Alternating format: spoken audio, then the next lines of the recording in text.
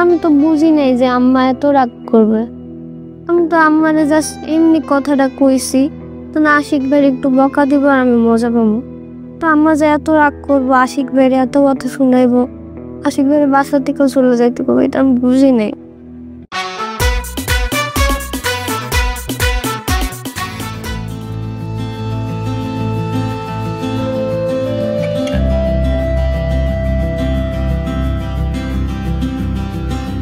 নুপুর,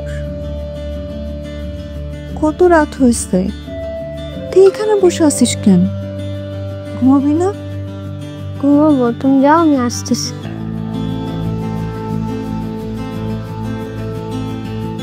আমি জানি তোর মনটা অনেক খারাপ, কিন্তু এত মন খারাপ করলে হইব?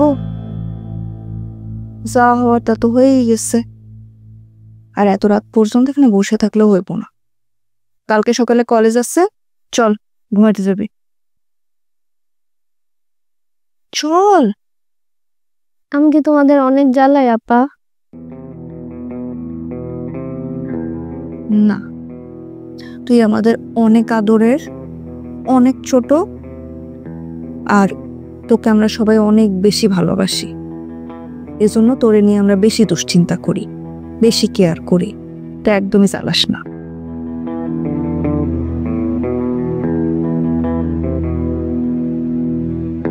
এখন বিষয় যেটা হয়েছে যে হয়ে গেছে, এখন একটা ঝামেলা বাসায়। তুই তো জানিস বাসার অবস্থা ভালো না। আব্বা ওদিক থেকে গ্রামে টাকার জন্য দৌড়াদৌড়ি করতেছে, এদিক দিয়ে বাসায় বাজার সদাই বলে কিছু নাই। আম্মা অনেক দুশ্চিন্তায় আছে। এর মধ্যে যে এত ঝামেলা পাকায় যাবে এটা কে জানতো? আমি তো বুঝি নাই যে আম্মা এত রাগ করবে। আমি তো আম্মারে জাস্ট এমনি কথাটা কইছি, তো না আশিক ভাইয়ের একটু বকা দিব আর আমি মজা পাবো। তো আম্মা যে এত রাগ করবো, আশিক ভাইয়ের এত কথা শুনাইবো, আশিক ভাইয়ের বাসা থেকেও চলে যাইতে পারবো, এটা আমি বুঝি নাই। আমার তো একটু মাথাটা গরম। তুই আমাদেরকে দেখোস না, বাসার কোনো কিছু হইলে আমি, আশিক, আব্বা আমরা সহজে আম্মারে কিছু বলি। আর আম্মা খুবই টেনশনের মধ্যে আছে।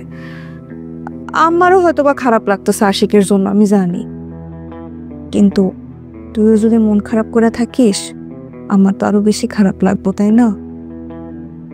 আর তোর এই চেহারাটা না আমরা একদম নিতে পারি না। তুই যেরকম ছোট শয়তান এরকম হয়েই থাকবি, এত মন খারাপ করা লাগবে না। আমি চাই তুই এখন থেকে বড় হইতেছস, অনেক কিছু বুঝতে হবে। ফ্যামিলির এখন যে সিচুয়েশনটা যাইতেছে সেইটা, সামনে আরো ভালো দিন আসবে, খারাপ দিনও আসতে পারে। তুই যে বাচ্চামেয়েগুলো করিস এগুলো আস্তে আস্তে আর করবি না, দেখবি আস্তে আস্তে সব কিছু ঠিক হয়ে যাবে।